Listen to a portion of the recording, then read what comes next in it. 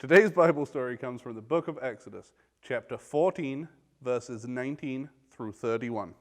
The angel of God who had kept in front of the Israelites moved away to the rear. The pillar of cloud moved from the front and took its place behind them, and so came between the Egyptians and the Israelites.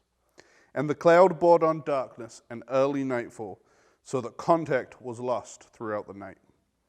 Then Moses stretched out his hand over the sea, and the Lord drove the sea away all night with a strong east wind and turned the seabed into dry land.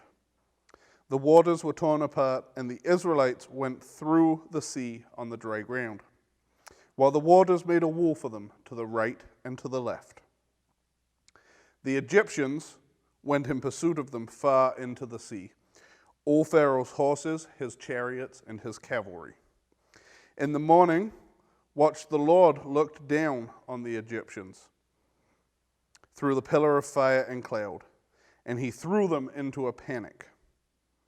He clogged their chariot wheels and made them lumber along heavily, so that the Egyptians said, "It is the Lord fighting for Israel against Egypt.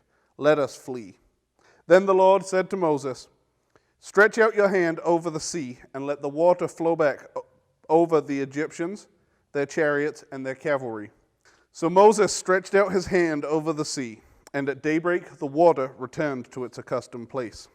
But the Egyptians were in flight as it advanced, and the Lord swept them out into the sea. The water flowed back and covered all Pharaoh's armies, the chariots, and the cavalry, which had pressed in pursuit of the sea. Not one man was left alive. Meanwhile, the Israelites had passed along the dry ground through the sea, with the water making a wall for them to the right and to the left. That day the Lord saved Israel from the power of Egypt, and the Israelites saw the Egyptians lying on the seashore. When Israel saw the great power which the Lord had put forth against Egypt, all the people feared the Lord, and they put their faith in him and Moses, his servant.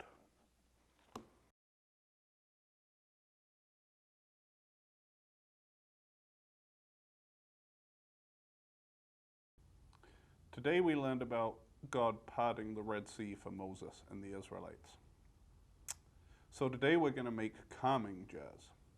These jars contain glitter and can be used to help you calm down when things are a little stressful or you're waiting for God to act in your life.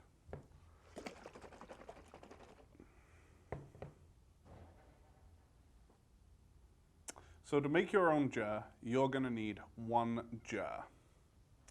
We have a large gallon-sized jar, but you can use any size you want. We recommend for younger children that you try and find a plastic jar. And Mom and Dad, when we're done making the jars, you're going to want to super glue or hot glue the lid on to stop it from leaking. When you have your jar, you're going to take your glitter and you're going to add it all into the jar. Now I've got a big jar, so I've got a lot of glitter.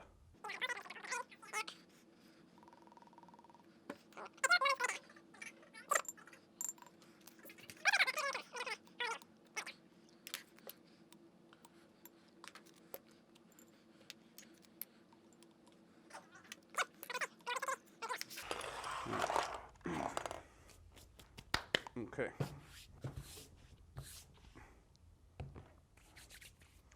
Once you've added your glitter to the jar, you're going to want to take some dish soap and add 3 or 4 drops. Perfect. Then you'll take your water and you'll slowly pour it in.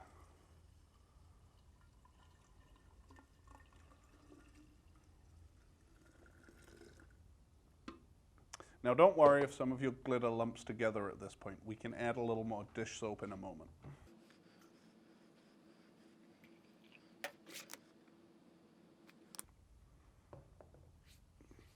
Then you're going to want to take some light corn syrup or glycerin if you have it, and add as much as you can. The more you add, the thicker the water mixture will be, and the longer it'll take for the glitter to settle.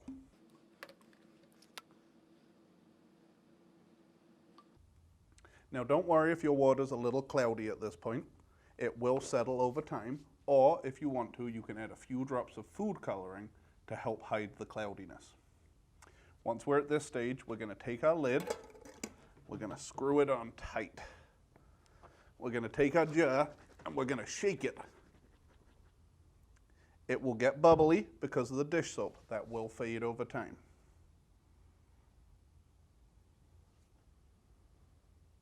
Making sure it all mixes up nicely. We're going to turn it upside down to get the glitter off the bottom. And you have your very own calming jar. Now, when you're asking God for help and He doesn't seem to be answering, shake your jar, take a few deep breaths, and relax, and God will answer you.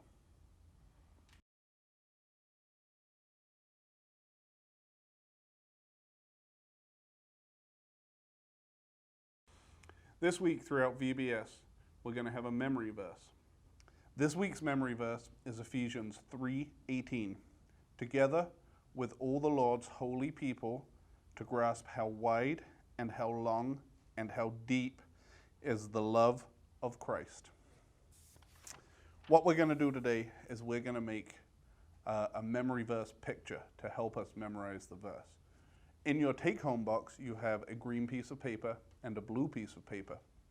What you want to do is you want to take your green piece of paper and you're going to cut it into seaweed-like shapes.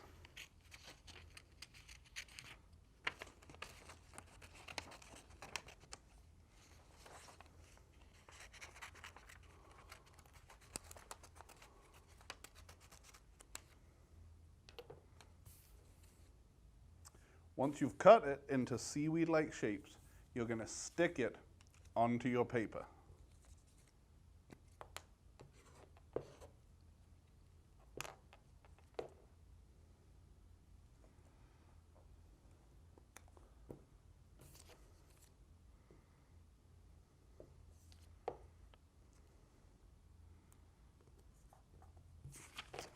We're going to cut a couple more pieces.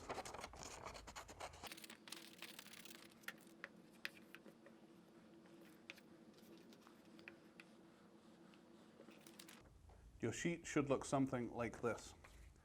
Then, taking your marker, however you want, you're going to write this week's memory verse across the seaweed.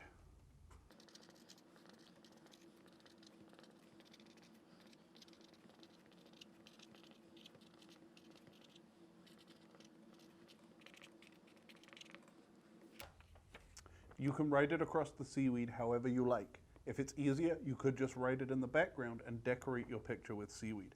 Throughout the week, we're going to return to this picture and we're going to add to it.